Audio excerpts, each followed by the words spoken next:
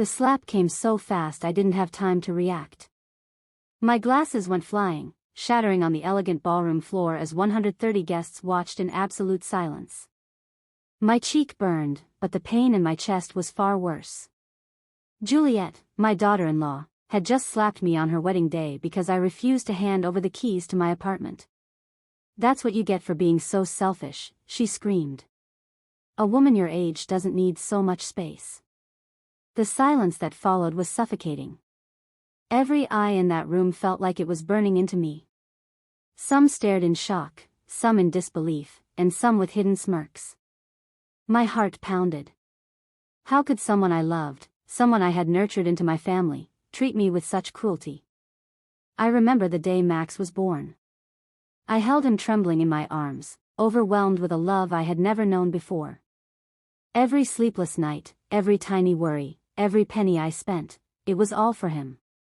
He was my world, my joy, my reason. Watching him grow, learning to walk, saying his first words, I treasured every second. I remember the first day he cried at school and I held him in my arms, promising him that no matter what, I'd always protect him. I didn't just raise a son, I built a life around him, making sacrifices quietly, without recognition. And then came Juliet. She was charming, funny, ambitious. Max was smitten, and as any mother would, I wanted him to be happy. I welcomed her with open arms, hoping she would love him as much as I did. But slowly, cracks appeared. Juliet's jokes became veiled criticisms. Her compliments were rare, and her control over Max was subtle but growing. She started questioning my decisions, laughing at my routines, undermining my words. I remember the first time she mocked the way I kept my apartment. "Do you really need all this space? You're just wasting it," she had said, smirking. I laughed nervously, thinking perhaps I was overreacting. But deep inside, my instincts warned me that something was off. Max noticed, but he dismissed it. "Mom, she's fine. Don't take it personally," he said. My heart sank with each word. How could he not see what I saw? The wedding day was supposed to be a celebration. Guests dressed elegantly, flowers adorned the hall, and music floated through the air like a promise of joy. But under the glitter and laughter, tension simmered. After the ceremony, Juliet approached me. Her smile was sharp, her eyes cold.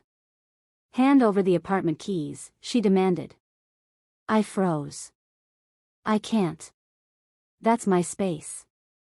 I've worked for it, and I need it for myself," I replied, trying to stay calm. Her hand shot out before I could react. The slap echoed through the hall. My glasses shattered, my cheek burned, but the humiliation cut deeper than anything. "You're selfish," she shouted.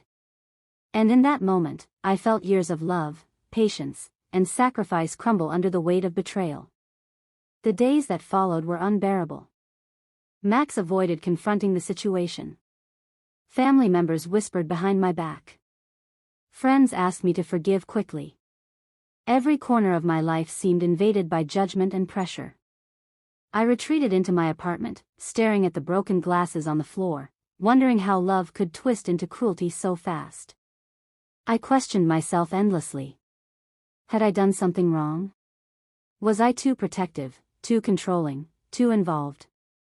I remembered the nights I stayed awake worrying about Max's future, the mornings I woke early to make sure he had breakfast, the small sacrifices I had made silently. And now, after all that, I was accused of selfishness. I cried for hours, letting the pain wash over me, but also slowly building a resolve within me. Finally, I approached Max.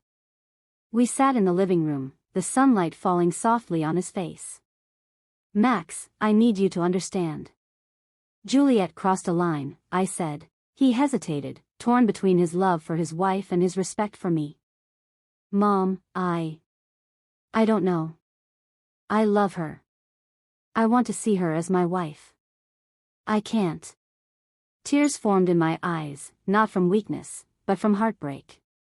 Sometimes, love blinds people to truth. Sometimes, it takes courage to face reality, even when it hurts the ones you love. The story spread like wildfire.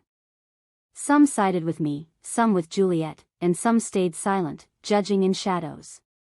Every wedding gathering, every family dinner, became a minefield. But I learned to navigate it with calm, dignity, and patience. I realized that strength isn't loud.